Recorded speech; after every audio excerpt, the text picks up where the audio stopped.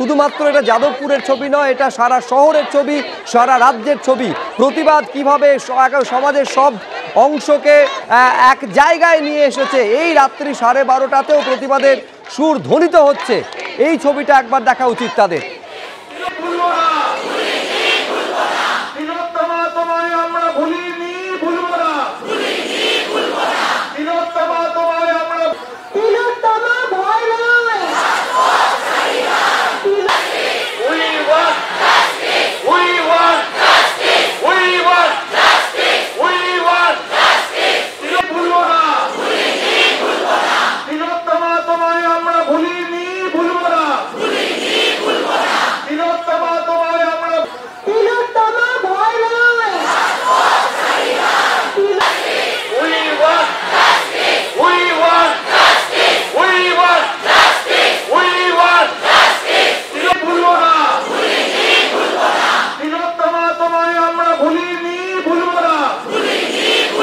যে স্মৃতির ছবি আপনারা দেখতে পাচ্ছেন, আরজি করে মৃত চিকিৎসকের পরিবার, সেখান থেকে তারা স্মৃতিতে আসেন এবং একেবারে পরিবারের তরফে এই কথা বলা হচ্ছিল যে ছাত্র সমাজ পরিবারের মতন পাশে রয়েছে।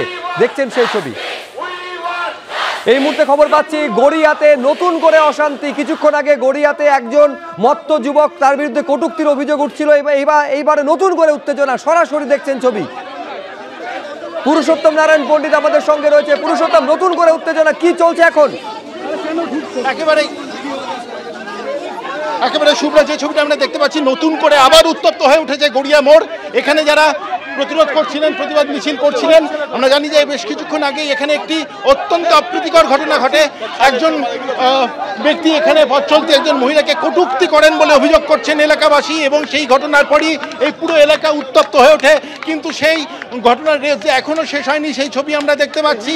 এখানে হঠাৎ প্রচন্ড পরিমাণে উত্তেজনা শুরু হয়েছে এবং এখানে যে সমস্ত মানুষেরা রাস্তায় বসে প্রতিরোধ করছিলেন এবং এলাকাবাসীর মধ্যে কয়েকজনের সঙ্গে তাদের রীতিমতন হাতাহাতির পরিস্থিতি তৈরি হয়েছে।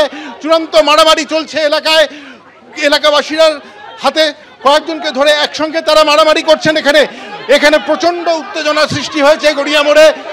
প্রচন্ড উত্তেজনার পরিস্থিতি, উত্তপ্ত পরিস্থিতি তৈরি হয়েছে গড়িয়া মোড়ে। সেই ছবি আমরা দেখতে পাচ্ছি। এখানে যারা উপস্থিত ছিলেন, যারা প্রতিরোধ সভা করছিলেন, এখানে তাদের সঙ্গে কিছু এলাকাবাসীর রীতিমতন সংঘর্ষের পরিস্থিতি তৈরি হয়েছে। এলাকা শুভ্র, একদম রীতিমতন মারধর চলছে এবং দুই গোষ্ঠীর মধ্যে রীতিমতো এখানে সংঘর্ষের পরিস্থিতি তৈরি হয়েছে। শুভ্র, নতুন করে গড়িয়া মোড় আবার উত্তপ্ত হয়ে উঠেছে এবং সেই ছবি আমরা এখন দেখতে পাচ্ছি। রীতিমতন বচসা শুরু হয়ে গিয়েছে, রীতিমতন বচসা চলছে, মারধর। একেবারে সত্যজিৎ বৈদ্য আমাদের আরেক প্রতিনিধি ওই ঘটনাস্থল থেকে রয়েছেন। এইটা আমাদের জানান সত্যজিৎ, কাকে মারধর করা হচ্ছে, কি কারণে এই ছবি আমরা দেখছি। সত্যজিৎ, ক্যামেরা চলছে